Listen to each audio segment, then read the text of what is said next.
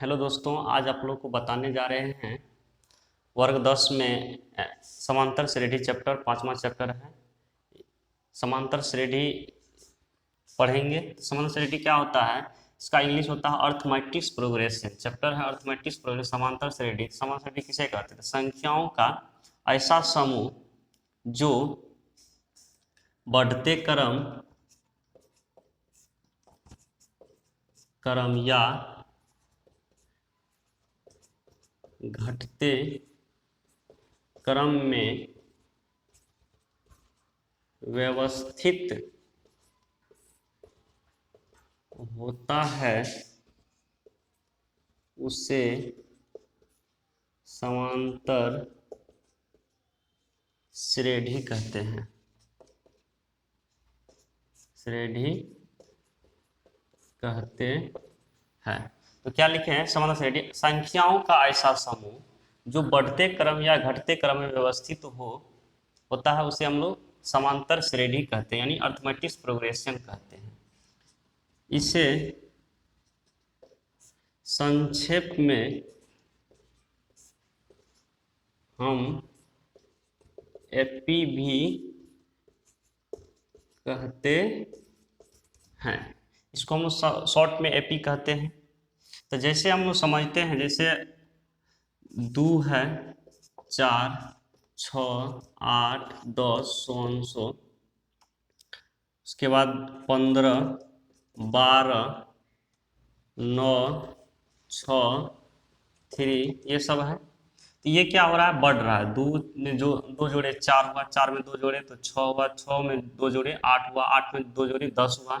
इस तरह से 12, 14, 16 इस तरह बढ़ेगा। ये घट रहा है। 15 से 12, 12 से 9, 9 से 6, 6 से 3। तो ये क्या हो गया? एक या तो बढ़ते क्रम में है, ये घटते क्रम में। तो दोनों क्या हुआ? एफपी हुआ। ये भी एफपी है और ये भी एफपी हुआ। जैसे एक और हम श्रेणी ले लेते हैं, जैसे 5 ले लेते हैं, 7 ले लेते हैं, 10 ले लेते हैं, 12 ले लेते हैं, 15 ले लेते हैं। ये भी एक सीरीज है, लेकिन इसमें अंतर देखते हैं। यहाँ का अंतर 2 का है और यहाँ पे अंतर 3 का है। यहाँ पे अंतर फिर 2 का, यहाँ फिर अंतर 3 का। तो प्रत्येक जगह अंतर समान नहीं है, इसलिए एपी में नहीं है। यह एपी नहीं है। अब क्यों नहीं है? क्योंकि इसमें प्रत्येक 2 पद के बीच का अंतर समान नहीं है, इसलिए यह एपी में नहीं है। ये दोनों एपी में है।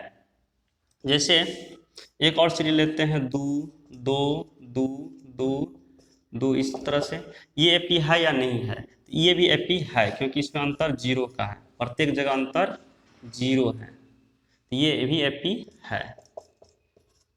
तो आपसे क्वेश्चन पूछेगा कि कौन एपी है, कौन नहीं एपी है। तो चेक करेंगे कि प्रत्येक जगह अंतर अगर समान होगा तो वो एपी होगा, प्रत्येक जगह अंतर समान नहीं होगा तो वो एपी नहीं होगा। तो हम लोग एपी के बारे में समझ गए। अब इससे आगे बढ़ते हैं।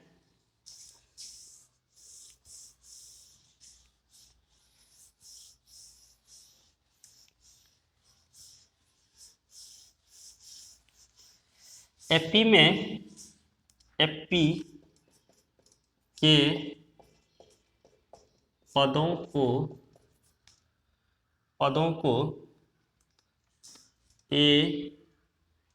A2, A3, A4 सो या T1, T2, T3 से सूचित किया जाता है। यानी एपी के प्रथम पद, जैसे 2, 4, 6, 8, 10, ये क्या है? एक एपी हुआ। इसको हम कहेंगे प्रथम पद। प्रथम पद ये हो गया, इसको सूचित करते हैं ए से। ये हो गया दूसरा पद। दूसरा पद को सूचित करेंगे A2 से। ये प्रथम पद 2 हो गया, दूसरा पद हो गया 4। तीसरा पद को सूचित करेंगे A3 से या T3 से। तीसरा पद हो गया 6। इस तरह से पदों को, पहला पद को A से, दूसरा पद को A2 से, तीसरा पद को A3 से, चौथा पद को A4 से, पांचवा पद को A5 से सूचित करते हैं। अब एक होता है एपी में सार्व अंतर। सार्व अंतर, इसको कहते हैं इंग्लिश में कॉमन डिफरेंस।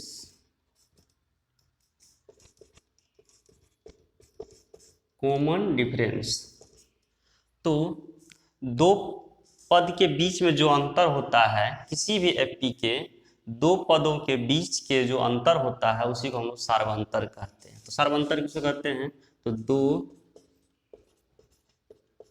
पदों के बीच के अंतर को सार्व अंतर कहा जाता है। इसे संक्षेप में डी से सूचित किया जाता है। डी से सूचित किया जाता है। तो सार्वंतर इन कॉमन डिफरेंस को सी डी या डी से सूचित किया जाता है। कॉमन डिफरेंस जो होता है, कॉमन डिफरेंस, कॉमन डिफरेंस जो होता है, कॉमन डिफरेंस धनात्मक, ऋणात्मक और शून्य हो सकता है। यानी कॉमन डिफरेंस यानी डी का मान या धनात्मक भी हो सकता है, ऋणात्मक भी हो सकता है और शून्य भी हो सकता है। जैसे 2, 4, 6, 8, 10, इसमें डी का मान क्या है? कितना का अंतर है? 2 का। हर जगह कितना का अंतर है? 2 का। 2 हो गया। जैसे 12, 10, 8, 6, 100, ये भी एपी है। इसमें डी का मान क्या हो गया? -2। एक होता है 2, 2, 2, 2, 100। इसमें डी का मान क्या हो गया? 0। तो ये धनात्मक होगा, ये धनात्मक हो गया, ये क्या हो गया? ऋणात्मक, और ये हो गया 0। तो कॉमन डिफरेंस का मान क्या होता है? धनात्मक, ऋणात्मक और शून्य हो सकता है। यहां तक किसी को दिक्कत नहीं है?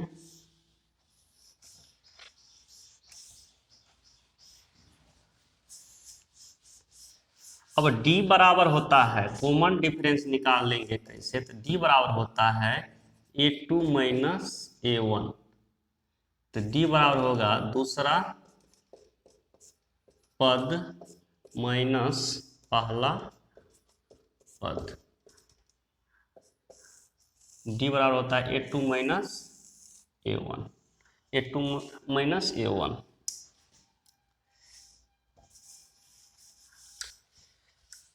अब होता है एपी में एक सूत्र होता है AN बराबर, एपी में nवां पद का सूत्र होता है एपी के nवां पद बराबर होता है A plus n minus 1 into D, यानी AN बराबर होगा A plus n minus 1 into D, जहां A बराबर होगा प्रथम पद, जहां A क्या है? प्रथम पद है, n है पदों की संख्या, D है सार्व अंतर। ठीक है। तो जैसे एक उदाहरण लेते हैं, जैसे कहेगा 2, 4, 6, 8, 10, 1200 अंशों का 20वां पद ज्ञात करें। तो इसको हम लोग इस सूत्र को कैसे बनाएंगे? तो सबसे पहले इसमें A बराबर देखते हैं कितना। A बराबर हो गया 2, D निकालना पड़ेगा। D बराबर होता है A2 माइनस A1। दूसरा पद कितना है? 4। पहला पद कितना है? 2। 4 में से 2 गया 2, D निकल गया 2, और n यानी पदों की कौन पद मांग रहा है, 20वां पद, n का मान हो गया 20।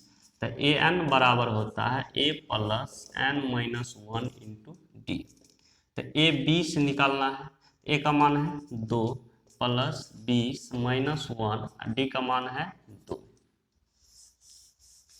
तो हो गया 2 प्लस 20 में से एक जगह कितना होगा 19 गुना 2, तो 20 प्लस 19 गुना 38, 38 2 40, तक ए 20 बराबर हो गया 40, इन 20वां पद क्या होगा एपी का 40 हो जाएगा। तो इस तरह से हम इस फॉर्मूला पे और से सवाल जानेंगे 5.1 आगे दिन बताएंगे हम।